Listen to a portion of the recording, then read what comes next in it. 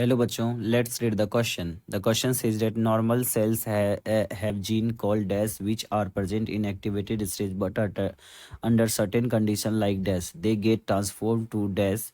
Here A, B, C and refers to option A cellular oncogene mutation cancer causing oncogene, option B viral oncogene mutation disease causing gene, option C viral oncogene mutations and tumor causing gene and option D none of the above.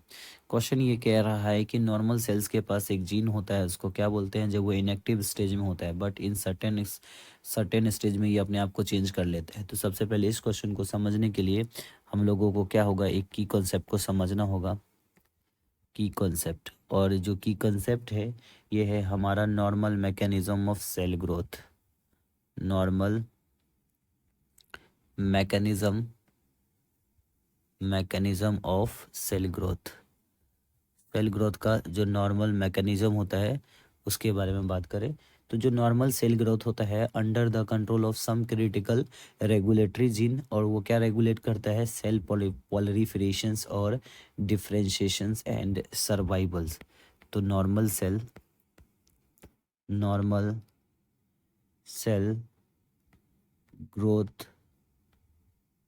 Growth is under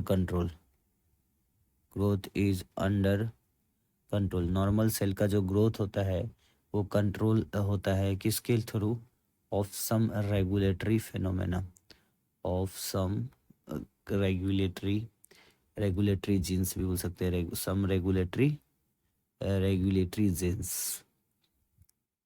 कुछ regulatory genes क्या करता है, इसको regulate करता है। अगर ऐसा ही बात करें तो जीन्स होता है, अगर जीन्स के अंदर कोई अल्टरनेट करते हैं जिसकी वजह से ऑन्कोजेनिक ट्रांसफर होता है, तो ऐसा जीन जो क्या इंड्यूस करता हो, जीन्स इंड्यूस सेलुलर पोलिफरेशन। ऐसा जीन जो क्या हो, सेल पोलिफरेशन या सेल के अमाउंट को बढ़ाता हो, सेलुलर पोलिफरेशंस।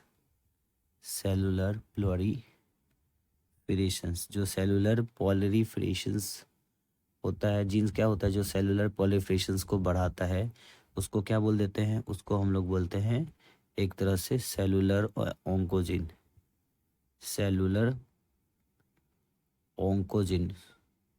और क्या बोल सकते हैं, प्रोटो ओंकोजिन। इस कंडीशन में जो सेलुलर ओंकोजिन्स और क्या हो सकता है, प्रोटो ओंकोजिन्स। तो इसलिए अकॉर्डिंग टू ऑप्शंस देखा जाए तो जो हमारा normal cells have gene is called cellular oncogene. Normal cells के पास जो जीन होता है उसको सेलुलर ओंकोजिन बोलते हैं। अब ये अभी एक्टिवेटेड नहीं है। जो ऑप्शंस नंबर बी है, ऑप्शन नंबर बी यानी फिल इन द ब्लैंक्स में, इसके अंदर कुछ सर्टेन कंडीशन के अंदर लाइक द क्या होता है, इसके अंदर देखेंगे म्यूटेशंस का हो जाता है, म्यूटेशन हो जाता है, म्यूटेशन अनप्रेडिक्टेबल और अनडिजायरेबल चेंजेस एक तरह से। और तीसरा देखेंगे इसकी वजह से क्या होता है, एक ट्रांसफॉर्मेशन शुरू हो जाता है किसमें, कैंसर काउजिंग एंटोजेंस में। तो जो हमारा सी होगा, सी इज द कैंसर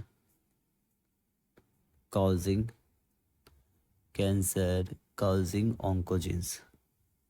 ऑन्कोजेंस।